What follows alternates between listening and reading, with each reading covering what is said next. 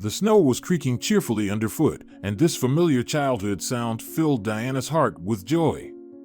Diana was an optimist by nature, so she always sought out the positive in everything that surrounded her. On this winter morning, she paid no attention to the cold but instead tried to reach her destination as quickly as possible.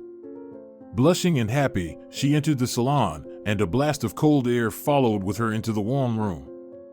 At the reception, which the staff jokingly referred to as the reception area, no one was present, but outraged voices could be heard from the hall. "Hey, stranger, it's not too warm outside. You can hurry up and close the door as soon as possible. They said it would be as low as below -18 degrees this morning, but to me, it feels even colder. And who in their right mind decided to get a hairstyle done in such freezing weather?" "Exactly, Marta, let me check our appointments." Diana walked into the hall where the girls were preparing their places for work. "Don't worry. It's just me." The oldest of the masters, Rebecca, said regretfully. "Oh, Diana, we forgot about you. Sorry, but we still can't get used to the fact that we have a new owner now." "No wonder. I can't get used to this position yet by myself. Almost a year had passed, and I felt like I was stuck in the past." Rebecca loved talking about supernatural forces and all sorts of creepy things. She immediately took the bait. "Oh, girls, I don't know about you, but I often have this thing where I know in advance what's going to happen in a minute. For example, recently I was walking down the street, and there was a car ahead. And in my head, I could already hear hammers knocking and telling me which way the car would turn. It's like déjà vu or something." And then there was another incident. Diana didn't listen to the fascinating story the woman was telling and walked through the lounge into her tiny office. This small windowless room used to be a storage room, but when Diana took over, she decided to convert it into her own office. The door was open, so she could hear everything the salon employees were saying before the workday was about to start. Laura, who was a manicurist and part-time masseuse, decided to express her opinion about the déjà vu effect. "Rebecca, it's all elementary, no fantasy involved. It's easy to understand where a car is turning based on its headlights." Rebecca was upset by this rational remark. "And you know everything, don't you? We should send you to a team of intellectuals." Laura responded in the same tone to this provocative statement. "Rebecca, I don't understand why you behave like this. Yes, I know a lot because I studied well in school and continue to make personal growth constantly, unlike some people." It was not a nail in the coffin as it hurted the respected employee much. She immediately reacted. "If you studied so well in school, then why are you here polishing other people's nails, huh? Why didn't you go to college?" Diana understood that an argument was brewing. She hurried into the hall to defuse the situation. "Ladies, what's going on here? I'm sure it's easy to hear you talking from the outside." Katerina, who had been silent until that moment, said in a mysterious voice. "They have awakened an ancient spirit, and something irreversible is about to happen in the beauty salon of this small town." Laura threw a towel at Katerina, and everyone laughed. Rebecca peacefully remarked, "Don't pay attention to them, Diana. We mean no harm. It's just a way to warm up in the morning. Otherwise, the client will come in, and there won't be time for banter. Should we have some coffee? We still have time. Are you in, girls?" This question was directed to everyone except Diana. Laura and Katerina nodded their heads like Chinese dolls. "Coffee is the best way to warm up in such cold weather. I baked cookies yesterday. You'll check my culinary skills." Laura pulled out a tiny bag from her miniature purse. Katerina glanced at the bundle and frowned. "Laura, who do you plan to treat, dwarfs? With such a small portion, it won't last long. You are our double trouble. Come on, let me teach you the proper way to treat someone." In the lounge, or simply the staff room, the kettle whistled. Women rushed to the sound. They forgot to invite their owner for coffee, but Diana no longer cared about such trivial matters. She settled into an empty chair and pondered. Despite their apparent friendliness, this small group of women refused to accept her as the owner. The small salon and the nearby cosmetics store had been passed down to her by her mother, who tragically passed away just over a year ago. Initially, Diana herself was afraid of inheriting the business and even considered selling the salon, but her grandmother managed to convince her otherwise. "Well, you could sell the salon and the store. You'll squander the money, and then what? You'll have to go earn your own piece of bread. Carry on your mother's legacy as a remembrance." Diana resisted for a long time but eventually gave in. "All right, Grandma. You convinced me. I just don't understand why you didn't pursue such an interesting business yourself." Irma rolled her eyes. She always did that to make an impression on the other person. "What are you talking about? It's too late to start something at 60. But isn't 22 too early? I had just finished college when I received this inheritance. Don't blame fate, my granddaughter. Young age is the best time to start." At that moment, Irma was busy cooking, but the conversation with her granddaughter shifted her mind to memories. She sounded nostalgic. "You know, Diana, when I was still in school, we had a guest speaker, a captain of a long-distance ship, who told us about America. They invited him to our class hour. He said that even the children of the wealthy there used to earn money for their pocket expenses. And they didn't flaunt their status, they took up any job. They washed dishes in cafes, delivered newspapers. Grandma, you might as well remember what happened 200 years ago. Everything has changed in half a century, and decaying capitalism has long seeped into our lives." Irma nodded in confusion. "You're right as usual, dear. I'm truly stuck somewhere in the past and can't seem to get out of it." Diana looked at her grandmother with surprise, not understanding how someone could be stuck in a time that has already passed. But in recent months, she herself had increasingly mentally escaped to the times when her parents were still alive. Something pinched her eyes, and Diana took a deep breath to hold back tears. In the staff room, Katerina said, "Diana, where are you? The coffee is ready." Diana startled and looked towards the staff room. Laura was standing at the doorway. "It's not nice to be an outsider. Even though you're our owner, you're still a human being." Diana felt a discomfort in her stomach. She hadn't had breakfast today because of her grandmother, and now her empty stomach reminded her of that. "Thank you, but Laura continued to smile. "No refusals accepted. And it's not hard to guess from your eyes that you either forgot or simply didn't have time to eat today. So, let go of false modesty and go ahead." Diana enjoyed the hot coffee and savored the taste of fresh pastries. "It crunches so nicely. Like snow underfoot." She held a cookie in her hand and smiled. Rebecca couldn't hold back. "Help yourself, Diana, don't be shy. Try the apple pie. It's Katerina's specialty." The young owner of the salon felt warm and cozy. In the company of these simple women, she was happily indulging in the pastries. And Rebecca, seasoned by life, thought that this girl was still a child. Laura and Katerina also averted their eyes. Perhaps the same thought had crossed their minds. The entrance door slammed shut, and Rebecca commanded, "All right, girls, the morning break is over. It's time to get to work. Looks like a client has arrived for a haircut." She briskly got up and disappeared behind the door, but a few minutes later, she returned looking flustered and downcast. "Diana, someone is asking for you." "Who?"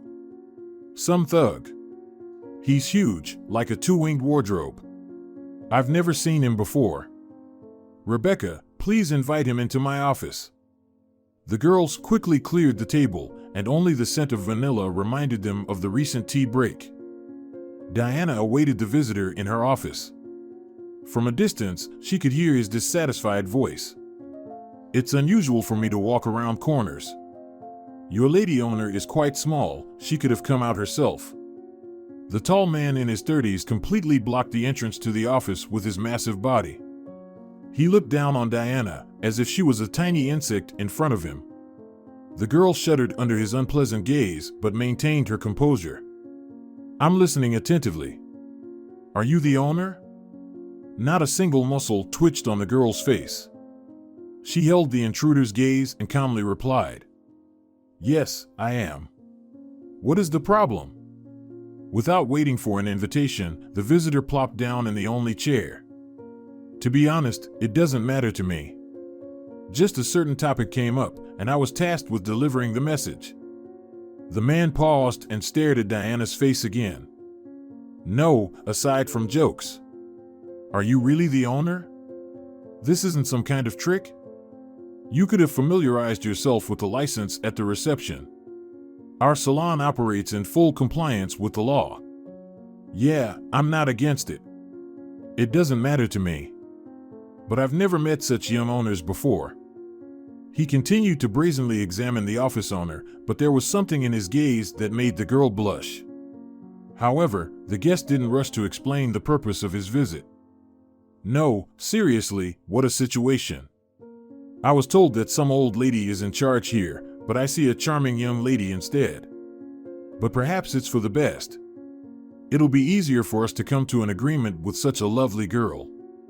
What do you intend to negotiate with me? I apologize, but I don't have time for idle talk, so I'll ask you to get to the point. The burly man let out a booming laugh. Oh, I like it when I'm asked to get to the point. And in that regard, I have no equal, and I can certainly satisfy your curiosity. The visitor's audacity began to annoy Diana, and she picked up the receiver of the landline telephone. The guest became alarmed. What are you doing? I'm going to call the police to have them remove you from my presence. Why did you come to my salon and spew nonsense? The man pressed his huge hand against the girl's arm. Wait, beauty, don't rush into things. It's just my excessive emotions. You made an incredible impression on me. And I came here for a reason. My boss wants to buy this salon and store. That's impossible. Why? Because I'm not planning to sell my business. The conversation is over. Goodbye. Diana stood up from her desk and headed towards the exit, but the visitor blocked her path. No, we didn't agree on that. I've never seen you before, and I don't know your boss, nor do I want to. Diana trembled, whether from fear or indignation. The visitor removed his knitted hat and wiped his sweaty forehead with it. It seems like you don't understand what I'm talking about. It's too bad. I'll have to explain it the other way. Listen, beauty. My boss is a highly respected person. He had an agreement with the former owner of this establishment. I know nothing about it. My mother passed away. It's been almost a year. Our condolences, but that doesn't change anything. There is a debt attributed to the former owner. My boss doesn't forgive such things. He warned your mother, but she didn't take it to heart, so the tally is being counted. But we're not beasts, and my boss is willing to buy out your salon and store. With a cracking voice, Diana shouted defiantly at the scoundrel. I won't sell anything. Don't rush with your answer, beauty. You have a month to think about it. And don't forget that time is ticking, and the debt is growing. Sounds of lively voices from the salon could be heard, interrupting the cheerful music, but Diana was still trembling from the fear she had experienced. Several times, she picked up the phone receiver and put it back down. Katerina burst into the office. Diana, we need to order the curling composition and conditioner. We're also running out of gloves. Oh, what's wrong with you? You look pale. It's nothing, everything is fine. Carry on with your work, I'll make sure to place the order. For the rest of the day, Diana couldn't think about anything other than the strange visitor. Her late mother never involved her in her business affairs. Her grandmother also showed no interest in the business. Therefore, there was hardly anywhere for Diana to gather information. But at that moment, the girl was greatly mistaken with her assumptions. She planned to question her grandmother in detail about everything related to her parents' business. All she knew was that someone had given her father a small amount of money to start his own venture. He decided to enter the car repair industry because he had good knowledge in that area. However, the business stalled almost immediately, and her father sold the unprofitable enterprise. Diana's mother convinced him to give her the proceeds from the sale. "Alex, I have a great idea. I've thought it all through." Diana vividly remembers how her mother persuaded her father in the kitchen, saying that beauty was the most lucrative business. At that time, the girl was still in elementary school and too young to understand the essence of the conversation, but she remembered her father's words. "Lorenza, from afar, even two trees look like a forest, but when you look closer, you realize that things aren't as they seemed." The same goes for business. I also believed that an auto service would have great demand. But I was mistaken. Scale matters here. You see, the income of the population in small towns is lower compared to large metropolises. Hence, the purchasing power is lower too. It's not something new, really. It's the foundation of economics, something you should always keep in mind. Trust me, the same fate awaits your salon, even though your plan is quite feasible even within the scale of our town. "Alex, just tell me, will you give me the money? Do I have any other choice?" "Yes, I will. But I'll have to ask Georgina for a payment extension." "Alex, Georgina is a kind-hearted person. I'm sure she won't refuse you. She has done so much for us. I just can't understand one thing. Why does Mom have a biased attitude towards her?" "Lorenza, you know I'm not one for gossip, but locals say that she and Georgina have had a long-standing feud. That's why your mother left the regional center and settled in this town where wealthy people like to go for a vacation. I can't confirm it, but that's what they say. By the way, I also hoped for a well-off clientele who come here to rest. But life has shown that affluent citizens suffer from pathological greed. I disagree with you on one thing. Even millionaires can't resist female beauty. That's why salon services are a priority for wealthy women. And they know many ways to extract money from a stingy husband. Lorenza, I didn't know you were also a psychologist." When it came to discussing business matters, Diana's parents didn't hide anything from her. However, due to her young age, Diana didn't understand much of their conversations. Often, she couldn't fully understand the complex information the adults were talking. It went in one ear and out the other. But in the past year, she started to remember the events from the past, and they took on a completely different meaning in the context of the present day. And the memory also brought forth that old conversation between her parents, not by chance. Diana was wandering around the apartment in confusion, where she had spent her happiest years. Everything still reminded her of her parents and created an illusion of their presence. One thought pulsated in her mind: Georgina. Why did I remember her now? Georgina was not a frequent guest in their home, but she always showed up with gifts. Diana disliked this elderly lady, and her parents weren't satisfied with it. One day, her father decided to find out the reason why his daughter doesn't like their acquaintance. "Tell me honestly, why are you rude to Georgina? She brings you so many gifts." Without thinking, Diana said candidly, "She's a liar, and I don't need her gifts." Her father was surprised. "Wow, that's something. And why did you decide that Georgina is a liar?" "She has eyes like a witch, and she tells lies." When the grandmother learned about her granddaughter's conclusion, she said to her daughter, "Lorenza, don't forget that out the mouth of babes speaks the truth. Children can sense when people are insincere. Unfortunately, this ability disappears with age, so you take Georgina's quirks and sweet words at face value." In general, for young Diana, her grandmother was an example to follow. She absorbed every word of Irma's and believed in everything she said.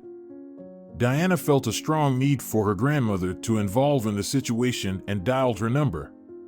Irma answered immediately. "Finally, you deigned to call. I thought you completely forgot about my existence." "Well, I called you last night, actually." "Really? Then why don't I remember that?" The girl suspected the reason of Irma's forgetfulness. From her voice and way of speaking, it was not difficult to guess that the woman had already indulged in her pleasure drink, as she called her strong wine. This bad habit developed after the tragic death of her daughter. Diana had tried many times to guide her grandmother onto the right path, but she would get irritated and advise her to mind her own business. So, the granddaughter decided not to dwell on this fact. "Grandma, we all tend to forget small things and sometimes even important events. You know, today for some reason, I remembered Georgina. Diana, I'm begging you, don't even mention that name to me." "But why? What has this woman done that you don't want to talk about her?" "Well, she hasn't done anything significant, except for one act of meanness. Maybe someday I'll tell you everything, but not now. It's not the right time yet." "All right. But I have some more questions that only you can answer. Can I come over?" There was a clicking sound on the other end, then a stranger's laughter. "No, my dear, you can rest today. I'm not in the mood for a serious conversation. And besides, I'm not alone." That should have been the starting point. "Fine. Then I'll come to you tomorrow morning." "Diana, but don't bother me too early. You know, I'm an elderly person and I need proper rest." The girl angrily tossed the phone onto the coffee table. "I know all about how you prefer having rest, no need to come up with lies." She understood that she had no moral right to judge her grandmother.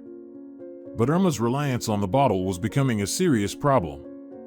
The once well-groomed and attractive woman had turned into a perpetually dissatisfied person with a constantly swollen face within just a year.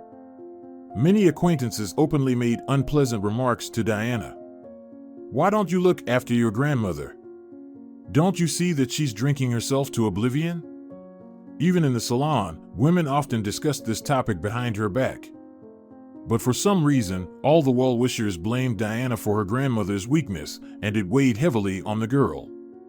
In the evening, she tried dialing her relative's number again, but all she heard in response were long beeps. As soon as daylight began to peek through the windows, Diana was already on her feet. She decided to visit Irma first and then stop by the salon. The girl pressed the doorbell button repeatedly until familiar shuffling footsteps were heard behind the door. "I asked you to come later." "Well, come in, don't stand at the door, or some curious people may get too interested in what's going on here." The girl carefully closed the door behind her. "Grandma, what are you talking about? What people exactly do you have in mind?" "Of course, the neighbors. It's their habit to spy and eavesdrop. Yesterday, we were sitting quietly, having a modest gathering, and there you go." "What happened at your gathering yesterday?" "The neighbor from downstairs showed up early to give us a heads up.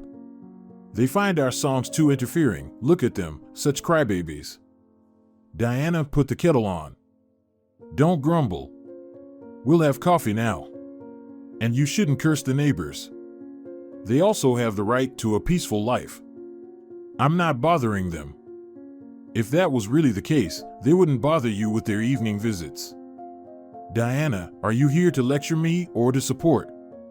"More of the latter." The kitchen was in disarray, and the girl struggled to find a free chair where Irma would sit. She sat on a small, soft poof that didn't match the room's decor. The elderly woman sighed heavily and nervously twirled the edges of her robe with her fingers. She avoided making eye contact with her granddaughter. "Diana, forgive me." "For what?" "You've always done good things for me." "What do you blame yourself for?" "For everything. That's why I drink, to forget it. I can't forgive myself for what happened to Alex first and then Lorenza." Those words made the girl horrified. "Grandma, why do you blame yourself? It's not right. The investigation confirmed that you weren't to blame for their deaths." "Oh, what are you talking about, my granddaughter? These detectives just wanted to quickly close the case and report back. No one really investigated. Even though I pleaded and even wrote to the highest authorities." "Grandma, wait. I don't understand anything. What are you talking about?" "Well, that your parents didn't die by accident." "Do you have any facts to support this theory?" "That's the problem, I don't. It's all just speculation." but I know for sure that Lorenza was threatened a few days before her death. Alex also mentioned some phone calls. Diana recalled the recent visit from an unfamiliar muscular man, and an unpleasant shiver ran through her body. Surprisingly, but a few days ago, a very unpleasant character also came to my salon. Irma abruptly stood up, and the chair fell with a crash. It was possible to see fear in her eyes. Diana, what did this guy say to you? I didn't fully understand it myself, but it seemed like he was threatening me too. He said there was an unpaid debt under my mother's name, and now I had to compensate the losses to his boss. I still don't fully understand what he was talking about. The elderly woman grabbed the girl's hands. My dear girl, you have no idea how serious all of this is. Those dreadful people are capable of anything. You need to urgently go to the police. Or do you want me to go myself? Oh, where would you go in this state? Look at yourself. And seriously, Grandma, let's put an end to this. You've turned your home into a shelter for the offended and destitute people. Remember, not long ago you used to condemn those who indulge in drinking, and now you've become addicted yourself. Irma leaned on her granddaughter's shoulder and burst into bitter tears. If only you knew, my dear girl, what a heavy burden it's there on my heart. It tears me apart from the inside, and I don't know how to go on living. The girl gently stroked her grandmother's back, as if she was a little child. Irma used to calm her like this. And now she was trying to restore faith in herself to her beloved person. Grandma, don't blame yourself in vain. And don't search for guilt where there isn't any. And please, give up this matter. I'll try, I promise you. I'm disgusted with myself too. But don't neglect my advice, contact the authorities. And what should I tell them? That you were threatened. What about the evidence? There's no proof. And that guy who came to me, I don't know him, he's definitely not from around here. Soon, she forgot about the morning conversation with her grandmother because she had to resolve a conflict situation at the salon. One client had written a complaint about Katerina and even demanded financial compensation for an improperly cut fringe. Katerina was crying in the staff room. Diana, this woman barely has any hair. I gave her a fabulous haircut with what she had. Should I transplant my own curls to her? Rebecca winked at the salon owner. I'll try to sort it all out. This lady loves causing scandals. She's always dissatisfied with everything and everyone. Not even 10 minutes had passed before the stylist returned to the staff room. Done, she went home. Katerina brightened up. So quickly? What did you do? Nothing special. Just trimmed a bit with the scissors, then fluffed up her hair with some foam. Now she'll be showing off her cool hairstyle for a week. In a lifted mood, Diana headed home after a day's work. She decided to stop by the grocery store on the way. The streets of the town were deserted, so she immediately noticed a car with tinted windows following her. An unpleasant sense of unease ran through her body again. The girl tried to calm herself. I must be imagining things. I'll turn into a secluded alley now, and they will stop following me. But the car also turned onto the empty street. Unexpectedly, even to herself, Diana quickly crossed the street right in front of the car, and a few minutes later, she was already near the shopping center. She looked around and breathed a sigh of relief. The car that was following her was nowhere to be seen. The deputy chief of the district police station looked at her with undisguised mockery. He casually glanced at the sheet of paper lying in front of him, which had her information marked on it. Dear Diana, I understand your concern. But please understand me as well, there are no facts indicating a real threat to your life. Everything you've told me here is based solely on your guesses and suspicions, and that is not sufficient grounds for a case. Chief, but I'm not lying to you. And the salon employees can confirm it. They saw that man who came. But they can't assert that they heard him threaten you. Yes, but... And I'll repeat once again, your concerns are not a reason. Do I have to wait until someone kills me? As I understand it, only then will there be a reason? My dear girl, why jump to extremes? Don't call me a dear girl. All right, Diana. Maybe you're exhausted and you imagined it all. The girl struggled to hold back her tears. She wanted to pour out everything that had been weighing on her soul to this indifferent man in uniform. Chief, I've heard those words many times before. Well, here we go. But that only shows that you don't want to help. For years ago, my father died under very strange circumstances, and last year a tragedy happened to my mother. They were also threatened, and my mother even turned to the local police hoping for help. But they didn't help her, and she died. Wait, hold on. I remember that case. Well, I was briefed on it. So, you're the daughter of that businesswoman who died in a car accident? I think it was Sans. Or Santis. Sans. That's my mother's surname. My father's surname is Serrano. Interesting. And you claim that your mother also received threats? Did you see or hear anything yourself? No, but my mother told me. You see. You're not sure once again. Suddenly, the chief smiled so widely as if he had just won a big prize. Diana, these things happen. You've been through so much, and traumatic experiences can have a profound impact on the nervous system. Have you sought help from a specialist? What do you mean? The officer vaguely waved his hand but continued to smile. I don't understand much in medicine, unfortunately, but I've heard that there is such a doctor. Diana jumped as if she was scalded by boiling water. Do you think I'm mentally unstable? I came to you for help, and you. The girl rushed out of the chief's office and collided with another officer who was hurrying to see the chief. Wow.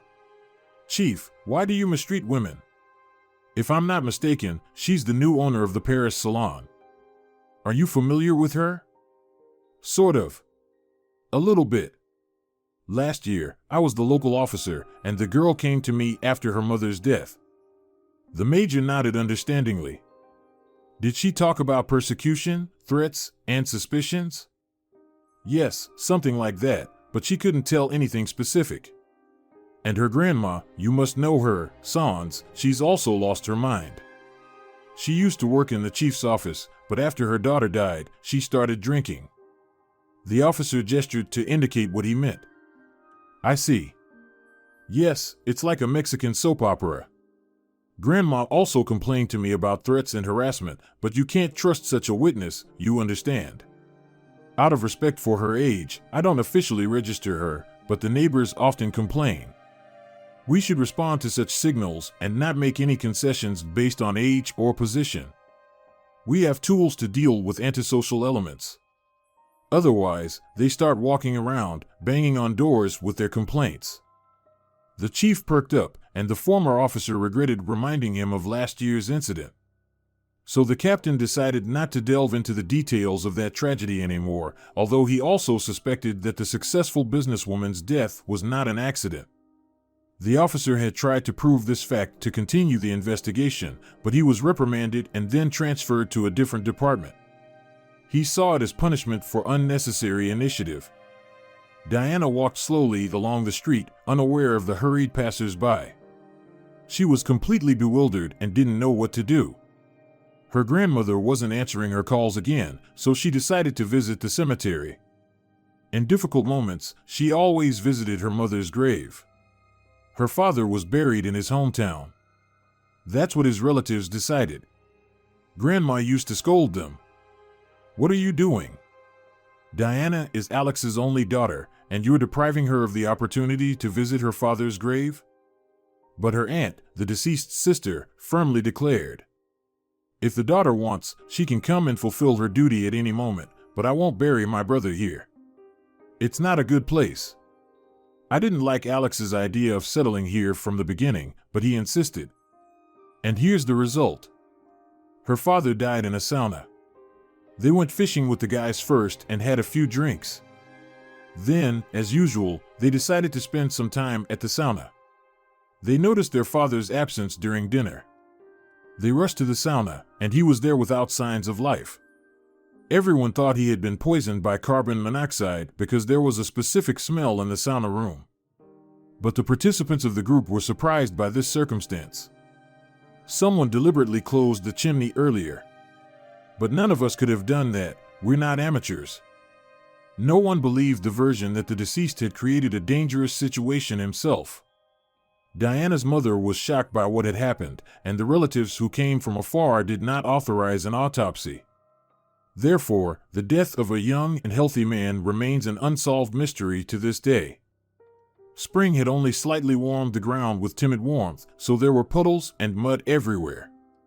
Diana struggled to make her way to the fence, behind which stood a large monument. Diana looked at the monument, remembered her mother's smile, and burst into bitter tears.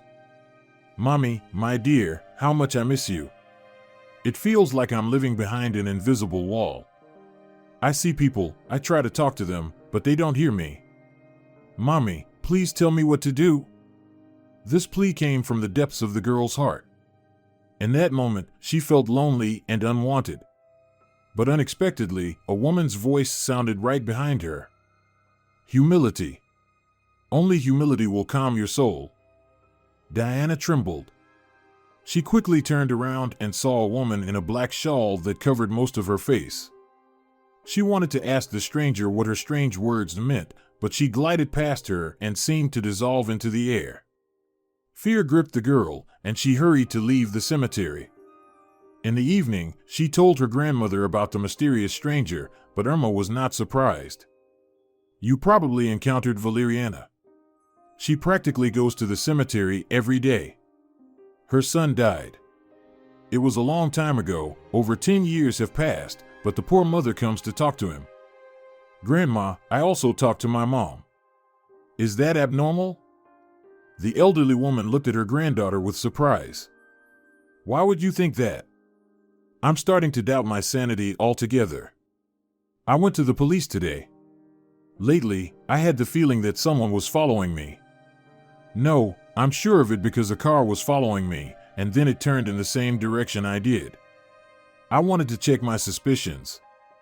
Someone was following me for some reason, then that guy who came in winter. I don't like all of this, it can't be a coincidence." Grandma was washing the dishes and froze with a plate in her hand. "And what did they say at the police station?" The girl laughed nervously. "You won't believe it. The major advised me to see a doctor. That was expected. After Lorenz's death, I also turned to our local officer. At first, he seemed to listen to me, he even promised to reopen the investigation, but then everything was shut down. And when I approached him again, I was politely asked to leave that place." "And did you start drinking after that?" Irma burst into tears. "It's all the same for everyone. I don't have a heart of stone. I lost my only daughter, and they look at me as if I'm out of my mind. Tell me, when will the justice prevail?" "Yes, Grandma. Today, I also felt that the world is divided by an impenetrable wall of indifference." The last thing Diana expected was a call from Georgina. The old friend of her late parents called before the weekend and asked her to come urgently. "Diana, dear, it's very urgent." "Okay, Georgina, I'll come as soon as I have free time." "No, my dear, I can't wait any longer. Come tomorrow." "Do you remember the address?" "Yes, I do." Diana was puzzled by this call because Georgina hadn't even been present at her mother's funeral. She didn't call to explain her absence, and she didn't visit the grave afterwards. The fate of this unpleasant woman was the least of Diana's concerns, so she didn't inquire about her. And now suddenly Georgina herself? I wonder why she urgently needs me. But this phone call didn't fit into the chain of strange events for Diana. After all, Georgina was already at an age when people often made unexpected decisions. At first, the girl planned to go to the regional center by her father's car, which had been idle in the garage for many years. But the memory of the tragedy that happened to her mother stopped her. "I'd better go by bus. It's safer." However, the traveler didn't know that the local transport would stop at every village along the way. As a result of this unusual route, it took her over 4 hours to reach the city. Exhausted and hungry, she rang the doorbell of the apartment where she had been once before with her mother. Perhaps Georgina was expecting her in the hallway because the door swung open instantly. "Diana, where have you been for so long?" "I took the bus. Our public transport is a disaster. I only use it in rare cases, otherwise, I rely on my car or a taxi." "I didn't know you were an experienced driver." "Oh, no, don't think that of me. But I have a personal chauffeur. Whenever I need, he's always at my service. He's a good, kind guy, and he carries out various tasks for me."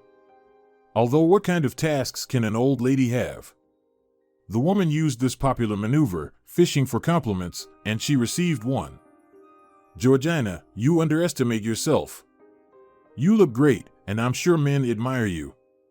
The hostess lowered her gaze as if she was shy. "Diana, you've embarrassed me. At my age, it's time to think about life's philosophy, not men. Besides, I've had no luck with them my whole life. And now, at my declining age, I often wonder if they're all like that or if I just happen to come across a bunch of jerks."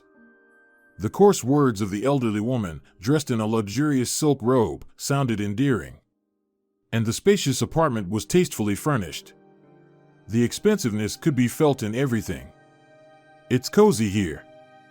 The woman realized her slip-up. "Why am I keeping you at the door? Come in, we'll have some coffee, and have a heart-to-heart talk." The offer to have a heart-to-heart talk immediately put Diana on guard, and her intuition told her to be cautious. Georgina led the guest into a spacious living room where the table was set. She didn't stop talking for a minute. Diana thought that's how people behave when they're either extremely flustered or trying to lull the vigilance of their conversation partner. At first, she leaned more towards the former, but after Georgina started talking, she realized that the hostess' intentions towards her weren't kind at all. "Get yourself comfortable, and I'll bring the coffee right away." The woman leisurely headed to the kitchen, while the guest approached the oak wall. Behind the glass, there was a luxurious Chinese tea set, sparkling. But a few photographs caught Diana's attention. On one of the pictures, she saw a familiar face, but she couldn't immediately recall where she had seen it before. Then she heard the voice behind her.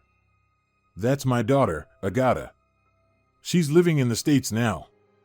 I was terribly worried when she decided to move to a foreign country. But my girl made the right choice. I was lucky in that regard."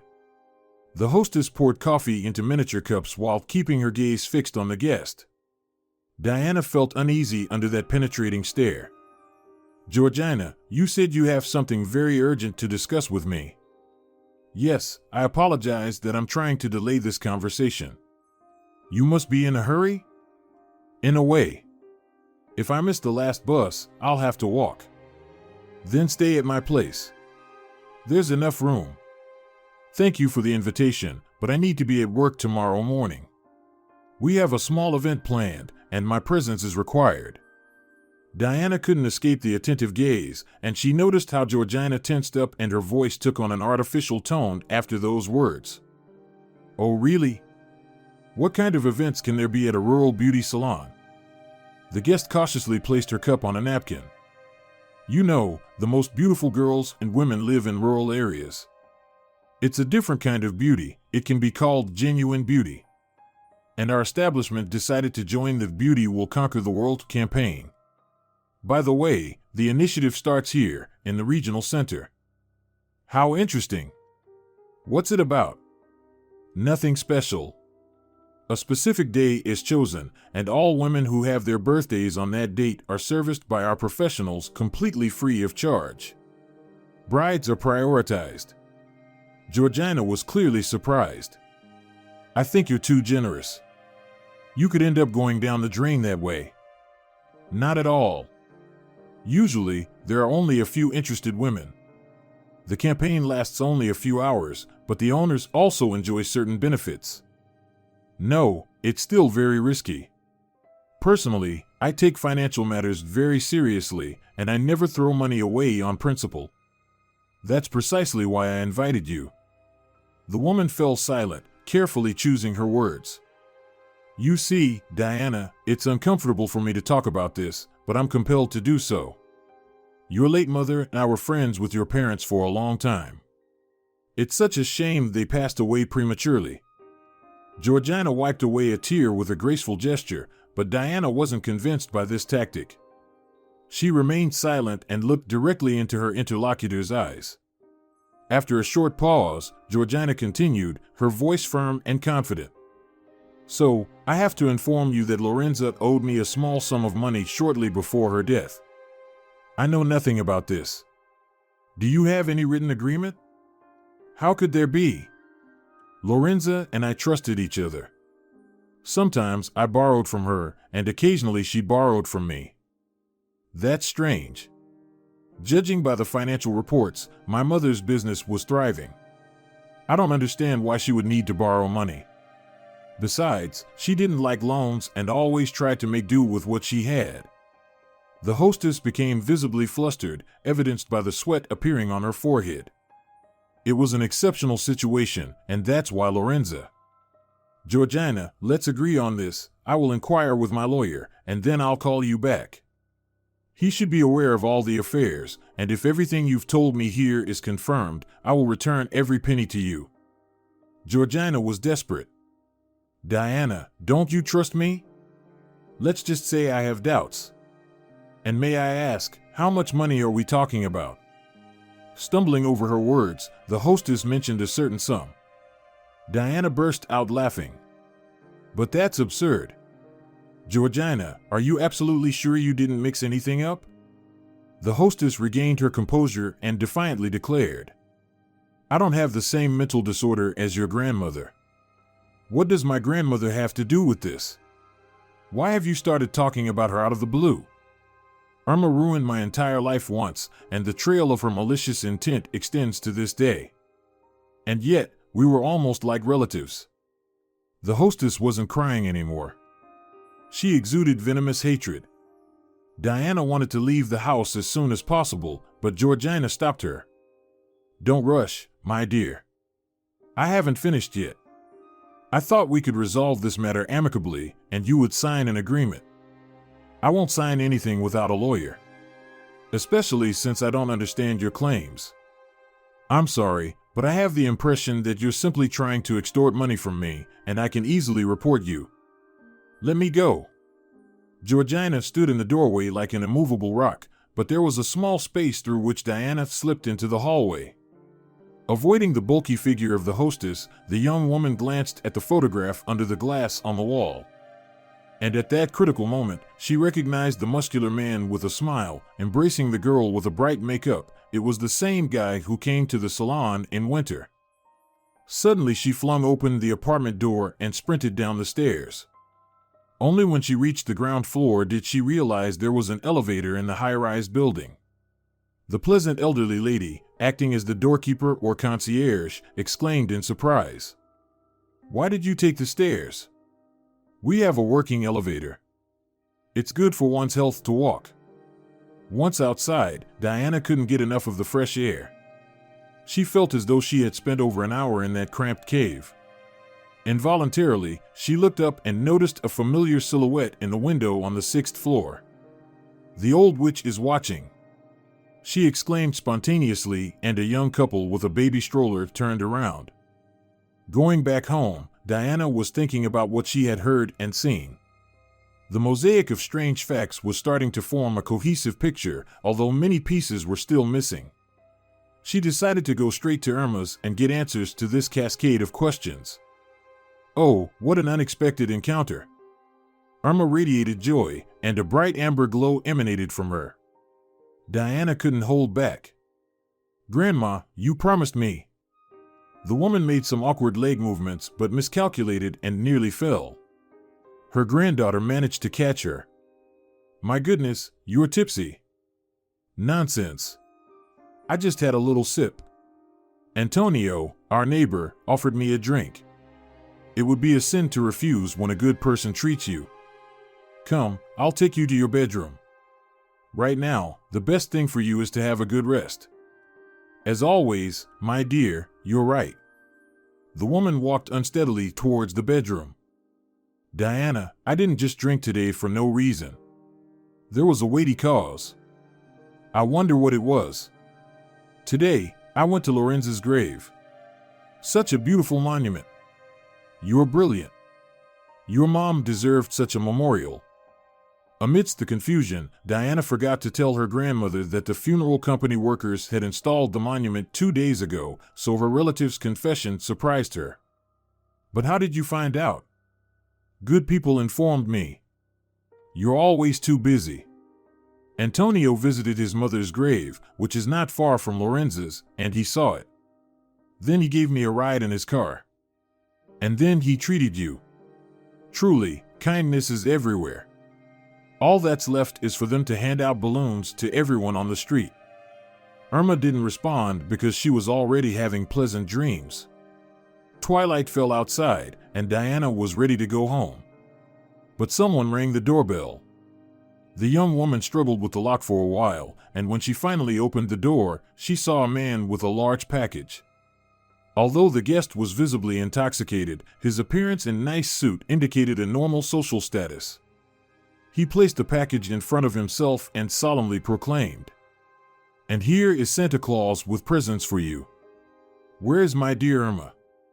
The guest took a step forward, trying to enter the apartment, but Diana firmly pushed him back onto the landing. "Grandma is having a rest. And I advise you to go home as well. New Year's was 6 months ago, even more, so you're a little late with the gifts." The man became flustered. "How can that be? We agreed to spend the evening together, to chill. The members of our group should still come by for the cultural gathering." The man laughed loudly, thinking his joke was successful, but Diana didn't even smile. "Sir, please, go home. What about the wine? Drink it with the rest of your group." Diana slammed the door in front of the guest's face. He shouted, "Tell Irma that Antonio stopped by." Goodness, he seemed like a decent person. Why do people drink and then behave like beasts? Tonight, she would have to guard her grandmother's peace, in case else someone might bring trouble. Diana cautiously walked through the apartment and bitterly noticed the dust everywhere. Trying not to make noise, she cleaned the living room, then washed all the dishes in the kitchen. A lonely chicken awaited her in the refrigerator. "I'll make soup out of it." The empty pots easily revealed that Irma hadn't cooked a proper meal in a long time. In the evenings, she sometimes had dinner with her granddaughter, but during the day, she apparently made do with whatever she had. Emotions overwhelmed Diana. "I need to do something about this urgently, or she'll ruin her life." When the apartment was tidied up, it was almost 11 o'clock. But the events of the day prevented her from falling asleep. Diana turned on the torchlight lamp and headed towards the bookshelf. Reading had always been a reliable sleeping aid. She was about to reach for a detective novel by a well-known author when she noticed an old album. The tradition of keeping family photos in albums had become a thing of the past. Now everyone had their own folder on the computer, and pleasant moments from life could be remembered whenever desired. The vintage item caught the young woman's interest, and she carefully flipped through the album's pages. Long ago, back in her childhood, Grandma used to show her pictures of relatives and even tell stories about them, but at that time, Diana wasn't interested in family history. Now she was gazing in astonishment at the unfamiliar faces of people with whom she had an unbreakable bond of kinship. Many of the photos were very old. Women were dressed in floor-length, antique dresses, while men wore frock coats and waistcoats. In other photos, she struggled to recognize her grandmother. How beautiful and young she was. In many photographs, there was a young man of pleasant appearance standing next to Irma, who bore a striking resemblance to her. Unable to contain herself, the young woman spoke aloud. "Is that her brother? She never told me she had one. And I'd eliminated him from my life once and for all." Diana didn't notice when her grandmother emerged from her bedroom. Although it was visible she wasn't feeling great by her appearance, she was trying not to show it. The woman sat down next to her granddaughter. "Do you know the proverb about a black sheep? Who doesn't? But what does it have to do with folklore? Irma sighed heavily. It's all relevant because we also had such an ugly ducky in our family. That's my little brother, Felipe. I hid this album, and you found it. I must have forgotten to put it away last time. Sometimes, especially recently, I look at these old pictures. I leaf through this album and go through my memories. Diana, if it's not too much trouble, bring me some water. Irma emptied a full glass. Lorenza never found out the whole story. Diana was burning with impatience. It was like children waiting for a magical box to reveal its secrets. Grandma, I'm about to faint from curiosity. Don't tease me, tell me quickly what you've been hiding all these years. And Georgina was also speaking in riddles yesterday. The woman even jumped in place. You visited Georgina? Yes, what's the big deal? She called me and asked me to come urgently. Irma collapsed on the couch again. That wretch. She reached you too. What did she tell you? She has a way with words like no other. She demanded money. She said that Mom owed her, but I didn't believe her. It's all lies. At first, Alex borrowed a small sum from her, but they immediately repaid the debt.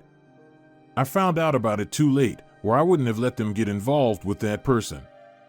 She really is a nasty piece of work. She wormed her way into their trust. Overall, I have suspicions about her. Holding her breath, the young woman looked at her grandmother, and the woman looked back at her. Granny, is it what I'm thinking or something else? Perhaps we're worried about the same thing. I've been thinking about it for over a year. I've become obsessed with this thought.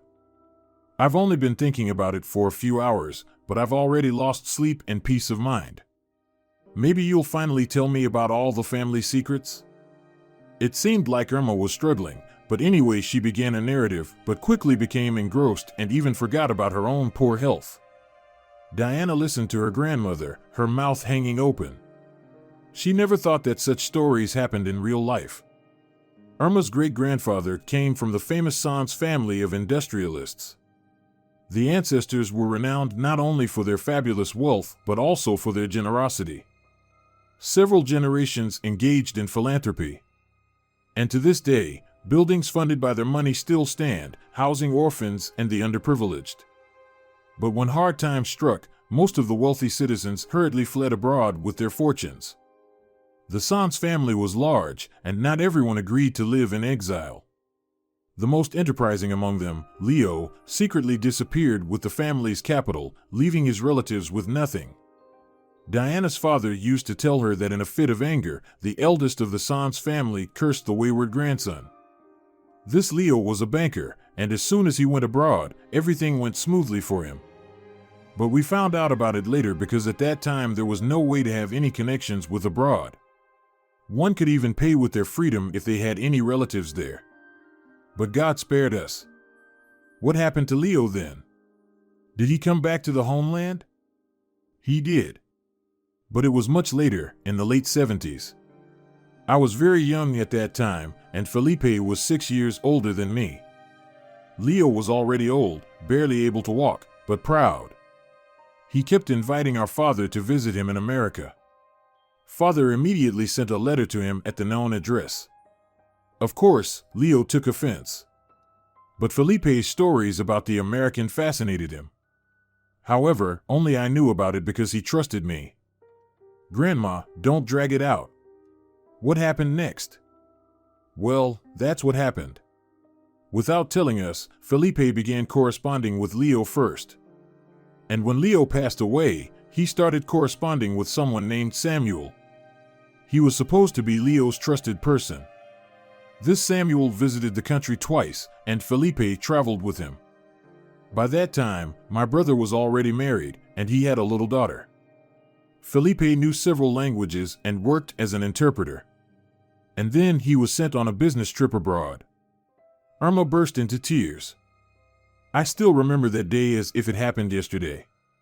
We had never experienced such shame in our lives. People dressed in black came to our house in the middle of the night and started questioning us about Felipe. I won't go into all the details, but it was pointless. In short, our freethinker, that's what our father always called him, asked for asylum in the States. Father's heart couldn't bear such shame. Having a betrayer was a stain on his reputation. It's a good thing that Mom didn't live to witness it. She passed away earlier. That's the story. Grandma, wait, what happened to Felipe's wife and daughter? Didn't you figure it out? No, Diana said, her eyes wide, looking at her grandmother. Are you saying that, Mom? Yes. Lorenza is Felipe's daughter. His unfortunate wife couldn't handle such shame. Tina was constantly dragged from one investigator's office to another, interrogated. They believed that she was involved in it with her husband. The poor woman couldn't bear it and lost her mind.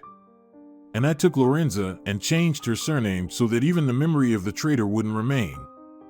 Wow. It's a heavy story. Like a movie. Only it's a very cruel film. But I want to believe that it will have a happy end. Grandma, wait, you didn't tell me about Georgina. Georgina. That impudent girl was pursuing Felipe for a long time. She didn't care about her brother's legal wife. Tina even caught them together once. She wanted a divorce but forgave him. Felipe quieted down for a while, but then he resumed his affairs. I wouldn't even rule out the possibility that he wanted to escape abroad with his mistress. But it didn't work out, probably because of the documents. So Georgina was left with nothing. Why does she hate you? Because I have confronted them several times when they arranged their meetings in the rented apartment. And when Felipe disappeared, she came to me and claimed that her daughter was his. But I don't believe it because Georgina is a real junkie, unlike anyone I've ever seen. She got married about 5 times, but all of them ended unsuccessfully. It depends on what you consider success. She has an apartment filled with expensive furniture. It's clear that she doesn't lack anything. She also mentioned that her daughter lives in America. Irma was surprised. Interesting, I didn't know about it. Yes, it seems there is still a lot for us to discover. But, Grandma, the thought that bothers me is, what are our relatives planning and why do they need us? The woman became indignant. They are not relatives at all, and don't you dare think otherwise. And don't visit that Georgina anymore. I have a bad feeling about her. Diana felt uneasy herself, but she didn't mention it to her grandmother. The next day, she remembered her visit to Georgina and the young man in the photograph. She recognized him as the unshaven hunk who came to the salon. Another piece of the puzzle fell into place. It frightened the girl. Irma succumbed to her granddaughter's entreaties and decided to temporarily live with her. Diana believed that the move would protect her grandmother from the desire to gather the company again. The elderly woman even looked better. She had the desire to do something useful, and she spent her inexhaustible energy in the kitchen, trying to delight her granddaughter with delicious dishes. When she noticed that Diana was about to leave, she called out to her loudly, "You should eat first, and then you can fly off in any direction you want." "Grandma, I'll eat later. I want to go to the cemetery and put fresh flowers on Mom's grave." Irma was surprised. "Have you finally decided to drive again?" The girl winked playfully. "Yup, but I have only 2 wheels. It's good for health, but it's uncomfortable to ride with a full stomach. I'll be fast." The cemetery was about 5 kilometers away, but taking a straight path almost halved the distance. Diana had long mastered this route, and she arrived at the destination in less than 15 minutes. From a distance, she noticed a female figure that seemed familiar. Diana elegantly arranged the flowers and sat on a bench. She was looking at her mother's memorial and whispering about her difficult life. Engrossed in her conversation with an unseen interlocutor, the girl didn't notice that the familiar acquaintance was nearby. The woman stared directly into her eyes and remained silent. Diana felt a familiar sense of discomfort. "Did you want to ask me something? Why are you silent? Beware of Georgina. All the troubles come from her." Diana didn't notice again how that strange woman disappeared. She descended to the road and looked into the distance, but the woman was nowhere to be seen. It felt like Valeriana vanished into the air. Riding her bicycle, Diana set off on her return journey, but she couldn't shake the feeling that someone was watching her the whole way. She stopped several times, but didn't notice anything suspicious. Cars zoomed by, paying no attention to the lone cyclist. To calm herself, she whispered to herself, "Perhaps that chief was right, and I have a persecution complex. It feels like someone's gaze is burning into my back. I feel it physically." After glancing around once more and ensuring that nothing threatened her, Diana slowly continued along the familiar road. The anxiety subsided a bit, and she admired the beauty of the blooming summer. As she was riding across a rickety bridge, a sudden buzzing and whistling noise sounded nearby. But before she could turn her head to investigate the strange sound, an unknown force lifted her off the ground and threw her down. She regained consciousness in excruciating pain in her leg. "Is it very painful?" A guy in shorts and a stylish baseball cap looked at her attentively. "How are you feeling? No dizziness?" "I haven't had time to figure it out yet." "Who are you?" Diana asked, and the guy continued to watch her. "I'm Ignacio, but everyone calls me Nacho. Let me help you up. My car is up there." Diana tried to stand up but immediately screamed in sharp pain. "My leg. It's probably broken." "You got the worst of it. I saw everything. That idiot intentionally pushed you off the bridge. I was about 50 meters behind. I'm sure there are other witnesses to the incident. We must definitely go to the police station and file a report." Before her eyes, the dissatisfied face of the chief immediately appeared, and she shuddered. The young man asked, "Are you freezing?" "It sometimes happens due to shock. I would probably be mentally disturbed too if I were abruptly thrown off a height like that. But we need to find a way to get back up. Hold onto my neck and hop on one leg. There's no other way in this situation." The path steeply ascended, so it took about 10 minutes to climb. Diana was completely exhausted, and her swollen ankle added to the discomfort. "First, I'll take you to the hospital so that the doctors can check your leg," Nacho said. Diana glanced at the driver's mirror and screamed. Her entire face was bruised and scratched. Nacho smiled encouragingly. "These wounds will heal quickly, and there won't be any scars. But it is more serious with the leg. What do you think about the incident?" "I don't know yet. But I'm sure he wanted to send you to the afterlife. I could clearly see how that cyclist lifted you and tossed you aside like a feather." This remark caught Diana's interest. "Tell me, Nacho, was he, that man, like this?" Diana attempted to gesture with her hands to depict the sizes of the man. "I can't guarantee the accuracy of my perception, but something like that. I didn't see his face because he never turned around. He knocked you down and continued on his way, as if nothing happened. You landed quite luckily. Did you see those old concrete beams at the bottom of the ravine?" Diana shuddered once again. "I think we forgot the bicycle." "Not at all. Your two-wheeled steed is intact and unharmed." "I threw it in the trunk," Nacho replied. The guy turned onto the road leading to the town center. "You know, I've seen you before. You work at the Paris Salon. It's a funny name for a provincial salon, but at least it has a positive vibe." Diana felt offended. "By the way, I'm the owner of the salon, and the name given to the establishment is not arbitrary. It's a kind of tribute to history." "Is that so?" "I didn't know. A German industrialist used to conduct business in our town. Nowadays, such people are called businessmen. And this person decided to adorn the main street with 3 brick buildings, naming them after 3 European capitals, London, Paris, and Berlin. An interesting story. Now I'll tell everyone. I'm an omnivore. I dabble in a little bit of everything. I travel, collect stories, and write articles. The only thing I haven't encountered before is incidents like today." But her laughter contained desperation rather than joy. Did I say something wrong? What's the matter with you? I feel like you've stepped into a new and unfamiliar plot today. That changes everything. I came here to visit and chill. My grandma lives here. I try to visit her whenever possible. But I'm willing to sacrifice a few days to dedicate myself to an intriguing task. You know, I feel like Sherlock Holmes. Diana smirked. Nacho, you're aiming high. But I don't rule out the possibility that you might actually help unravel this mysterious case. It's just that my grandmother and I have no one else to turn to for help. What about the police? They don't want to listen to me there. They think something's not right with me. The car arrived at the hospital, and Nacho helped Diana get out of the salon.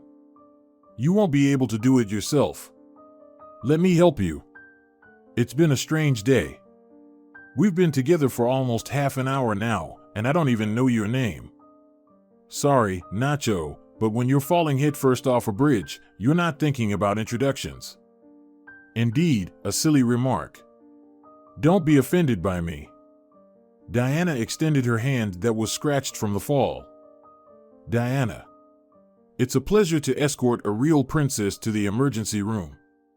When Diana arrived home in the evening, on crutches and accompanied by an unfamiliar young man, Irma nearly fainted. Granddaughter, what happened? My heart sensed trouble. I told you to be careful. Nacho tried to briefly explain the situation to the elderly woman. But after he did it, Irma had to be given some sedative to calm her down. When she regained her composure a bit, she pondered and said, I don't understand. Why do they need something from us? Or do they hate us so much that they don't need a reason? Nacho looked thoughtfully at Irma. Please forgive me, but people would go to such lengths only for very large sums of money. So large that rational thoughts become impossible. Diana looked at him and smiled sadly. But we don't have that kind of money. Despite having our own small business, I feel like we fall far short of being oligarchs. So, that theory is ruled out. Nacho raised a finger. Too hastily dismissed. Perhaps there's something you don't know. Well, your family could have had some secret. Or maybe your parents did. I'm not insisting, but let's reason logically. Suppose your parents had some kind of secret. Well, that's only in theory. In reality, it couldn't have happened. My parents were good people. I'm not arguing. I'm not saying the secret had to be something bad. But it could have been related to money. If I understood correctly, everything is tied to your family. No one from the outside has appeared yet. Irma looked at Nacho with interest. You are quite perceptive, young man. But it seems to me that it's just plain hatred. Nacho shifted his gaze from Diana to Irma. Are you suggesting that this hatred of yours, what you call Georgina? It's so intense that she's willing to expend others as well if something goes wrong. Oh, you just don't know her. I would be glad to have a conversation with her. Irma and Diana stared at Nacho in surprise, and he became flustered. I apologize for interfering. I came to visit my grandma to relax a bit. The thing is, I'm planning to open a detective agency. That's my dream. And everything seems to be ready, but apparently, I'm not quite ready myself. Of course, I've helped people to the best of my abilities before, and more often than not, it turned out well. But I've never encountered such an interesting and convoluted case that I'm certain is directly connected to your roots. So, the desire to dive headfirst has emerged. Sorry again, I'll go now. Diana tried to stand up. Oh, come on, sit down. You shouldn't move around too much. Diana, if you don't mind, I'll visit you. Well, as expected, I'll bring some fruits, he smiled. I love my grandma very much, but it's really boring here. Feel free to come, Diana said, and then she paused. Grandma, what about Paris now? I won't be able to go there constantly. Nacho immediately said. But maybe Irma can fill in for you. And I would be happy to work as a driver. Irma raised her eyebrows. Me? Of course. I won't believe you can't handle it. In fact, Nacho and Diana had already agreed on this while on the way from the hospital. Diana had to explain that her grandmother started drinking either out of fear or idleness. Engaging her in the business for a while would be a great distraction, helping the elderly woman to focus on something else. And while they were talking, Diana almost forgot about it. She simply didn't understand the signs Nacho kept making to her. She even thought he had some sort of tic. But as soon as he headed towards the door, she immediately remembered and struggled to hold back her laughter because Nacho's gestures, the way he raised his eyebrows, were incomparable. Irma looked at her granddaughter, who was on the verge of tears. "Grandma, everything is fine there. But we still need to spend a few hours there every day." "Well, okay, just don't cry. I'll give it a try. But here's the deal, if I can't handle it, then it's up to you. Nacho and I will carry you to the car." "Okay. Thank you, Grandma." In the morning, Grandma, freshly washed with beautifully styled hair, peeked into Diana's room. "Are you awake?" "Yes, what happened?" "Why do you even ask? Do you think I should go to the salon like this? Give me some of your cosmetics. Hopefully, you have some." "Grandma, you're hurting my feelings. Did you forget that we have a whole store full of cosmetics?" Diana nodded towards a large cosmetics bag. Irma walked over, took it, and left the room. Diana didn't know what to think. Leaning on a chair, she made her way to the kitchen. How nice it was when Grandma was around. Her breakfast was simply magical. Diana heard Nacho arrive and how Grandma sent him to the kitchen to have coffee. The young man entered, slightly bewildered, with a modern and convenient crutch in his hand. "I've never given a girl such practical gifts." "Good morning, Diana." "Oh, thank you, Nacho. But what's with your face?" "Nothing." Nacho leaned closer to her. "But I can hardly recognize your grandmother." "Why?" "I don't know. She seems somewhat different to me."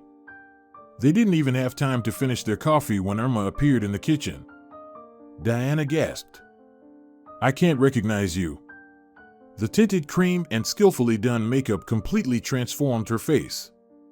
In her mom's fur coat, she stood before them as a typical businesswoman who didn't mind spending money on herself. "I'm ready." "Let's go," she said. Nacho stood up. "Of course." Diana watched and couldn't believe her eyes, wondering how a person could shed a decade overnight and erase all traces of the morning's turmoil. An hour later, Rebecca called. "Diana, how are you feeling? You better recover soon because your grandma is running the show here." Diana asked for details and hung up, astonished. Grandma had already ordered gloves and makeup, negotiated a discount, and commented on every hairdresser's work, but she didn't forget to give compliments either. In short, she had become quite busy. She had gone to the store now, so the girls decided to take a break and tell Diana everything, under the pretense of asking about her health. About an hour later, the doorbell rang. Diana became scared. Grandma was at work, and she had the keys. Who could it be? She cautiously approached the door and listened. "I am the big, bad gray wolf." She smiled and opened the door. Nacho stood on the threshold, holding a cake. "Here you go. I didn't know if you liked cake or flowers more. Then I thought it might be too early for flowers, so I brought a cake. Besides, I also have a sweet tooth." The girl laughed. "Nacho, I'm starting to get used to your logical thinking." They settled in the kitchen. They talked about nothing in particular for a while, about the weather, nature. And then Diana said, "You know, Nacho, I would love to dig into our family. I can't understand why my parents suffered, what they were involved in." "So you're 100% sure they didn't die just like that?" "Of course not, and I will never believe it." They sat for a while longer. Nacho listened attentively to everything Diana told him. Yesterday, she had summarized it in just 2 sentences, but today she detailed everything her grandmother had told her. He took notes. Then he asked for permission to take a few photos. I'll just make copies and return them so that Irma doesn't notice. Yes, that's fine. I think if Leo didn't change his last name when he fled, I might be able to find something. In any case, expect me tomorrow.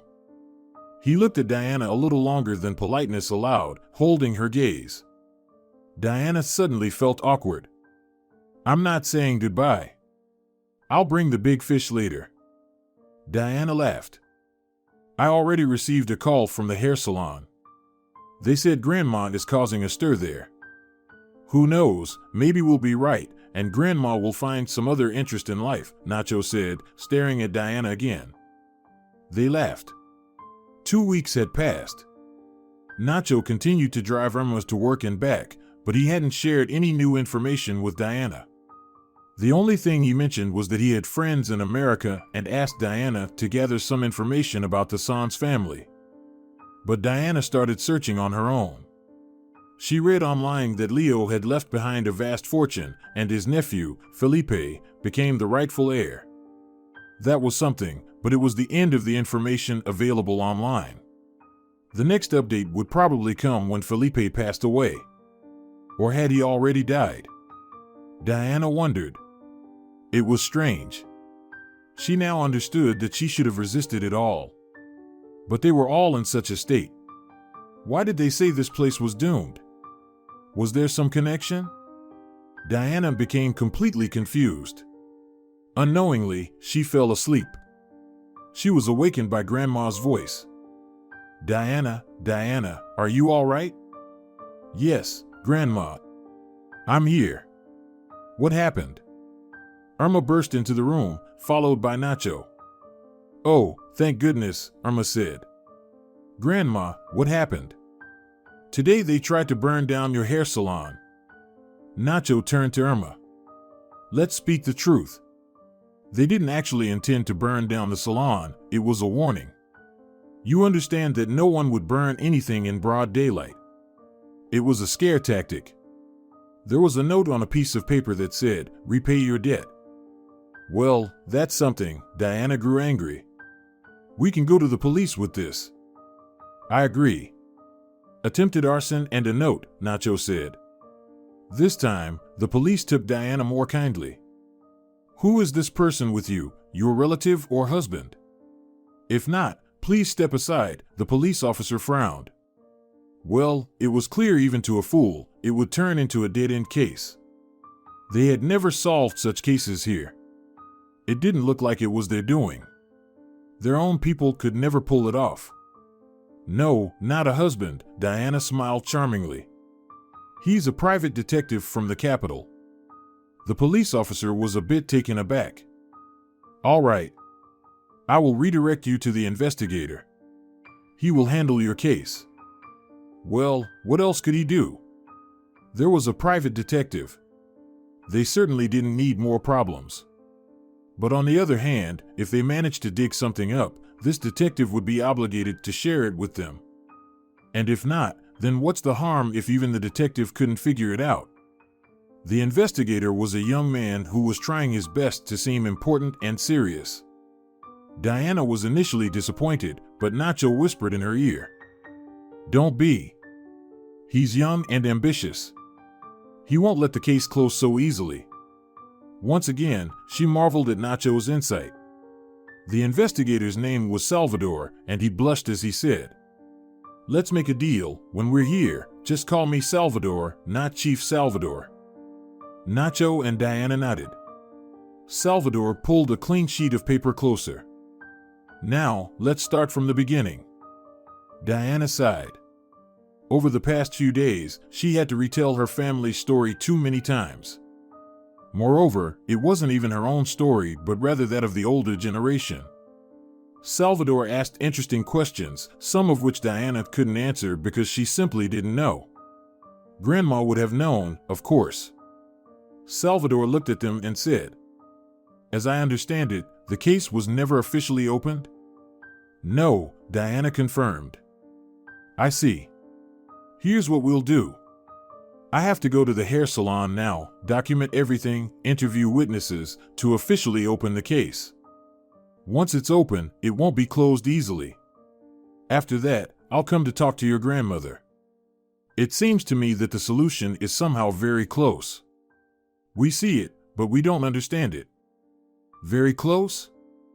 Diana exclaimed indignantly. So, if we had solved the puzzle earlier, perhaps my parents would still be alive? Perhaps. But it's also possible that they wouldn't be. We'll see, Salvador replied. Nacho helped Diana up to her apartment. They heard Grandma's loud voice from the staircase. Diana looked at Nacho in fear. Who is there with her? They entered, and Diana immediately understood. The same scoundrel was lounging on the couch, and Georgina was sitting in the armchair. Diana, hello. I came to visit you, and you have some strangers here, Georgina said. Grandma is not a stranger to me, Diana replied. Irma sharply turned to her granddaughter. Diana, call the police. Don't you understand that they came here for you? They just didn't know I was here too. Nacho apologized. Diana, I'll be right back. I need to use the restroom. Diana looked at him in surprise. Just in time. Maybe there would be such a scandal now that he had to save everyone. When Nacho closed the door behind him, Diana saw that he pulled out his phone from his jacket. So that was the reason. How clever. He returned a couple of minutes later. So, Diana, I think we should ask the uninvited guests to leave your home. The scoundrel smirked, stood up, and loomed over Nacho. But Nacho, despite being much smaller, didn't flinch or look away. Georgina wrinkled her nose. Why, young man, do you think so poorly of us without knowing anything? Your Diana owes me a significant sum of money. I understand that she may not have that kind of money, but we offered her to give up her business. I'm even willing to pay a little extra, out of the kindness of my heart. It's not worth much, anyway. As far as I know, Diana didn't borrow anything from you, Nacho replied. Well, whether it's Diana or her parents, what difference does it make? You must agree that it's unfair for me to lose my money when I just borrowed it. Irma couldn't hold back any longer. Aren't you ashamed? I know for a fact that Lorenza and Alex had no debts. And how would you know? You've long lost your minds and forgotten everything because you drink incessantly. It's surprising that you're sober today. But the situation will change in the evening, right? Georgina sneered. Nacho sat down on a chair next to Diana and turned to Georgina. Tell me, Georgina, who is this young man here? Why does it matter? He's my daughter Agata's fiancé. She lives in America. He came to visit, she replied. Without Agata? The woman looked at the scoundrel, then at Nacho. Agata has very important matters there. She couldn't come. Can you explain why your future son-in-law wanted to send Diana to the other world? What nonsense are you talking about? Why is it nonsense? You see, I was following him when he pushed Diana off the bridge. And I have an excellent dashcam in my car. Georgina looked perplexed at the scoundrel, who moved towards Nacho. Where's the recording? Well, you know the answer yourself, it's in a safe place. The man turned to Georgina. No, we didn't agree on that. She glared at him angrily. God, what an idiot we got for a relative. Sit down and be quiet. The scoundrel grumbled and sat back in his seat. Young man, I'm sure you're mistaken, Georgina said. Tell me, what brings you here today then? If I understood correctly, the circumstances are not in your favor. After all, Felipe, Irma's brother, never recognized your daughter. Georgina even gasped. Oh, so you finally dug it up. Well, I hope you understand that there's so much money at stake that you won't have long to live. At that moment, Irma asked. So, Felipe is dead? Yes, Irma, he died 3 months ago.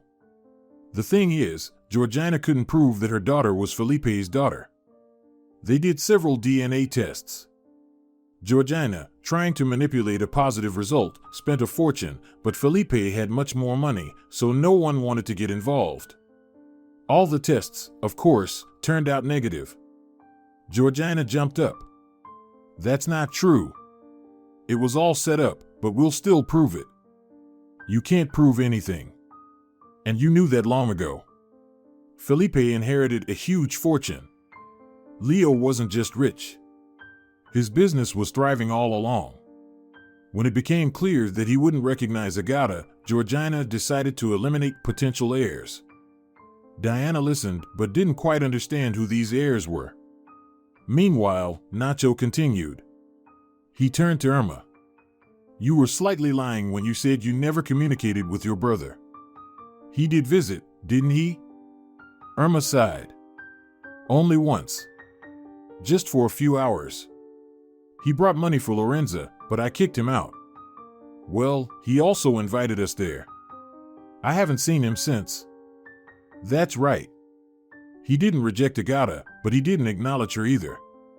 And when Georgina found out that he went back to the homeland, she realized she had to act quickly. The thing is that your brother came to say his goodbyes. He had cancer. But he held on for quite some time. The first attempt didn't go as planned. Yes, Marco? You genuinely thought that Alex didn't go to the bathhouse alone, but with his wife. That shows your poor preparation. Because Lorenza couldn't stand the sauna. And you were recognized. You appeared on the shore like a local resident returning from fishing. The scoundrel smiled. Keep talking. It doesn't matter because, as you understand, no one will leave this place. The man placed a gun next to him. Irma shielded Diana, holding her tightly, while the girl was crying. How could you? Why? Georgina scoffed. For money, my dear. They should belong to us. The second time, you decided to be certain and tampered with the brake hose in the car. It seemed like that would be it. But then Diana turned 18. And she posed a significant threat as well. Georgina smirked. Well, where did you come from, young man? Too clever for this rotten place. She turned to Irma and Diana. Well, are you staring? I had a dream all my life. I loved Felipe, and he loved me too. If that old hag hadn't interfered, I would have gone away with him. It's all your fault. Felipe's money should belong to me and Agata. You must understand that it's impossible. And why is that? Georgina stared at him but couldn't see him properly. Because Diana is Felipe's direct granddaughter, whom he acknowledged before his death. There might even be a will, isn't that right, Georgina? That's why your daughter now has to court Felipe's notary, who is 20 years older than her. You little scoundrel. Where did you come from? Georgina grabbed the gun lying next to Marco and pointed it at Diana. If you die, everything will come to us. You don't need it anyway, but we need it desperately. Irma stood up and shielded her granddaughter. Back off, you old hag. Georgina tried to push Irma away but awkwardly turned, and a deafening sound rang out. Nacho slowly collapsed to the floor. At that moment, the door flew off its hinges, and the police burst into the room. Nacho! Diana fell to her knees next to him. Nacho opened his eyes. Too bad. It was my first case. 2 months passed. Irma looked at her granddaughter. Have you thought it through? Diana kissed her cheek. Grandma, of course. Just think about it. Where would we put all that money? I'm already donating half, and it's a huge help to our children's homes. Irma sighed. You're a clever girl. Are you going to see her now? Yes, Grandma. You know, it was long overdue. I'll pick her up today. In the evening, a woman will come to look after her. She's not aggressive, and you could almost think she's perfectly normal, except that she got stuck in the time when Felipe left her. Irma sighed again, and Diana looked at her suspiciously. Grandma, what is it? Are you jealous? Well, she's still your blood relative. Diana hugged her grandmother. Look at what you made up. I'm probably bad, but I don't feel anything but pity for that other grandma. I just understand that it's not right. She didn't do anything wrong and should spend the rest of her life with her own family. And I love you very, very much." Irma waved her hand. "Go on, flatterer." "Grandma, the trial is tomorrow." "Yes, I remember. I hope they'll throw the book at them." The trial was delayed because they were waiting for Georgina's daughter to be brought from America. She ran away, and it took time to apprehend her. But now the whole family was gathered. Tomorrow their fate would be decided. Even a judge from the capital had come to hear the case. And all Diana could think about was how not to prolong the trial because Nacho would be discharged after lunch. Diana spent in the hospital corridor a week, resembling a shadow. He went through 4 surgeries, intensive care, deterioration, improvement, clinical death. After a week, a tired doctor sat next to her. "Well, relax, your fiancé has come to his senses. I thought we wouldn't pull through." Diana burst into tears and could only say, "He's not my fiancé." The doctor smirked. "Soon he will be then. You're Diana, right?" "Yes." "He kept calling for you in his delirium." A week later, she was invited to the notary's office, where her grandfather Felipe's will was read. He left everything, absolutely everything, to his only blood granddaughter. Agata received a suspended sentence with mandatory community service for countless hours. Marco was discharged after 10 years, and Georgina received a 12-year sentence.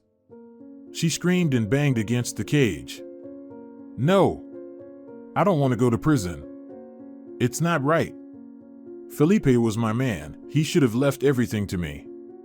Marco sat in silence, looking dejected.